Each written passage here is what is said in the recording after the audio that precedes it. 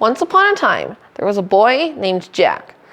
He lived with his poor widowed mother, and each day they had one meal of milk from their cow and stale bread. Every so often, they could even have an amazing delicacy, fresh bread. One year, a blight killed their crops, and they had to ration their food even further. Jack was 17 by that point, and he decided he was going to run away. He stole the cow so he'd have a food supply, and he ran into town.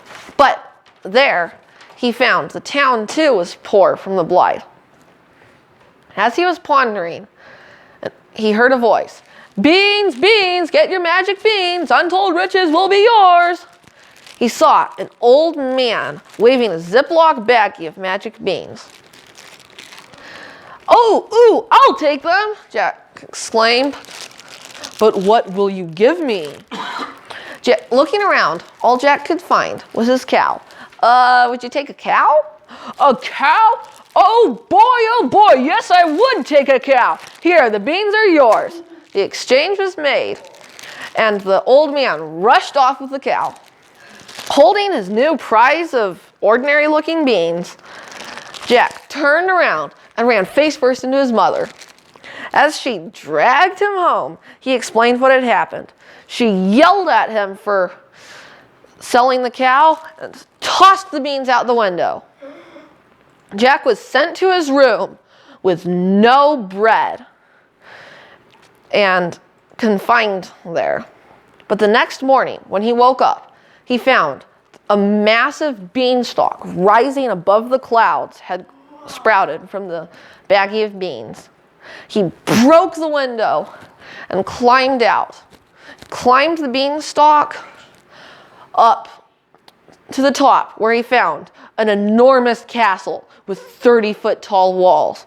He crept under a small gap in the door, and then suddenly the ground started shaking. The door opened with an enormous creak, and a massive giant strode in, closing but not latching the door.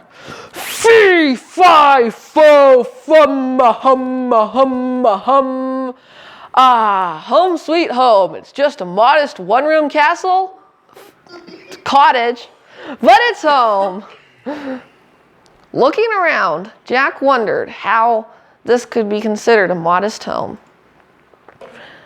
Just then, the giant opened a cupboard and pulled out some lemons. He squeezed a few hundred of them into lemonade before sitting back in a rocking chair. Soon he was asleep. Looking up at the cupboard, Jack imagined what delicacies could lie inside it. Finding some large boxes on the ground, he pushed and pulled them into the shape of stairs that he could barely climb up. At the top, he reached into the cupboard and found more lemons. He was about to throw them back in disgust, but then figured lemons were better than nothing.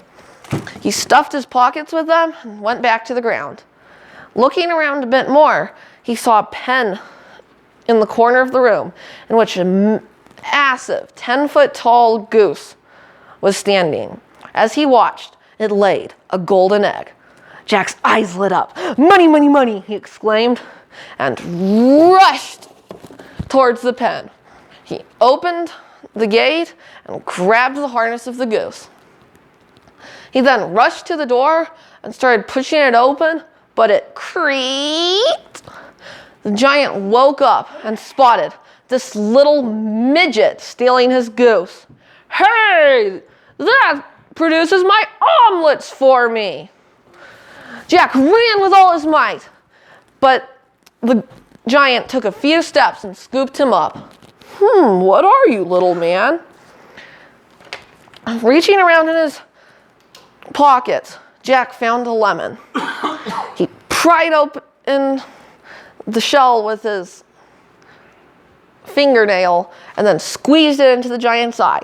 "Ah!" the giant screamed, dropping Jack and rubbing his eyes, Jack slid down the giant's clothes and landed on his shoe. Then quickly got up to his feet and rushed onto the goose. He kicked it in the side, and the goose took off. The giant was right behind them. So Jack, instead of trying to climb down the beanstalk, simply made the goose fly to the bottom. As the giant was climbing down, Jack rushed into a shed and pulled out a wood axe. He chopped down the beanstalk, and the giant fell with an enormous crash. Jack's family now had the goose, which laid a golden egg every day. And they started a multi-billion-dollar lemonade company with lemons grown from the giants. But that was not the end. It seemed Jack had gotten away with what he had done. But then giants came down from the sky in helicopters. "You are arrested for trespassing, theft, and worst of all, the murder of our esteemed citizen, Ernest." They grabbed him and swooped back up to the clouds before his mom could even see what was going on. Thank you for listening, and feel free to critique this speech for my blog.